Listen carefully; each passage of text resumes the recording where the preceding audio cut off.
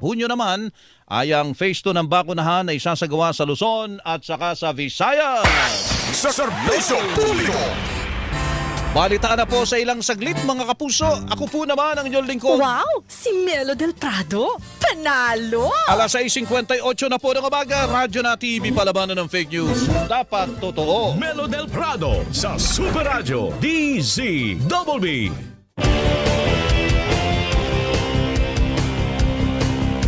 Tapat sa balita, yan ang aming anata. DZBB Super Radio 594. Laging naka-alerto, serbisyo, totoo. DZBB Kapuso nyo sa radyo. Walang pinipilingan, walang pinoprotektahan. Serbisyong totoo lamang, walang iwanan. May paninindigan, matatag, maaasahan. DZBB Super Radio 594, Kapusong Pilipino, lahat Super Radio DZBB, serbisyong totoo. Walang kinikilingan, walang pinoprotektahan, serbisyong totoo lamang, walang iwanan.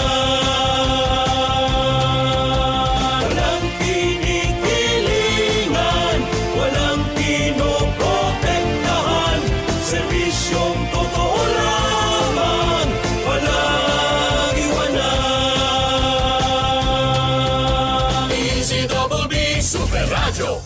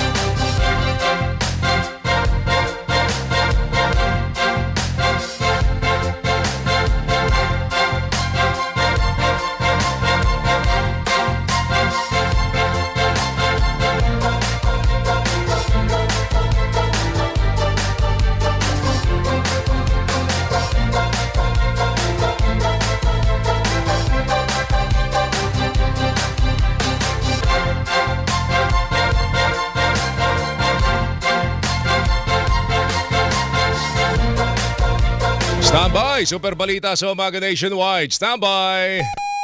Dito sa GMA, naniniwala kami na ang nagbabalita dapat walang kinikilingan, walang mga interes na pinoprotektahan, walang pinapangalagaan, kundi kapakanan ng sambayanan at katotohanan. Balitang walang bahid, walang labis, walang kulay. Serbisyong totoo lang. Oras ang minuto makalipas ang alas 7.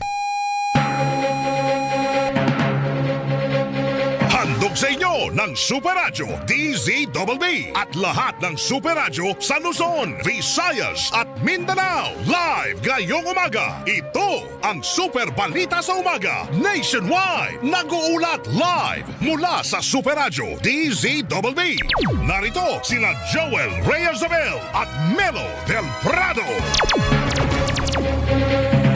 Lunes po ngayon, ika-19 sa buwan ng Enero taong 2026. Sa ating mga headlines, Bagyong Ada na namataan sa bahagi ng Kasiguran, Aurora. Humina na at wala nang nakataas na babala ng bagyo sa anumang panig ng bansa. Bagyong Ada nag-iwan ng kabi-kabilang pinsala sa Bicol Region. Isang individual na paulat na nasawi sa naitalang 3 maritime incident ng Philippine Coast Guard. Lahat ng 36 na labi na natabunan po ng gumuhong bundok ng basura sa landfill sa lungsod ng Cebu, na-recover na ayon sa Cebu City Disaster Risk Reduction and Management Office.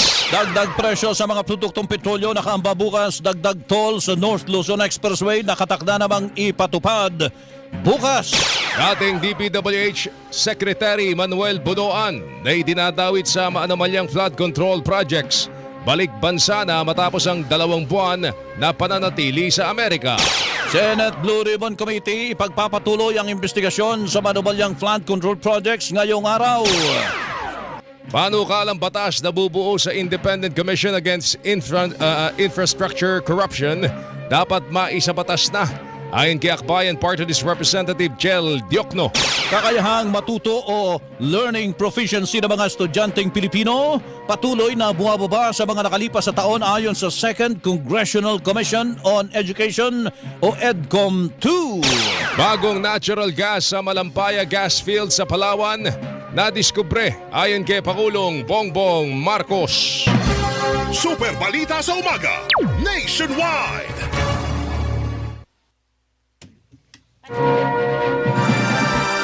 Bantay Panahon! Wala na hong nakataas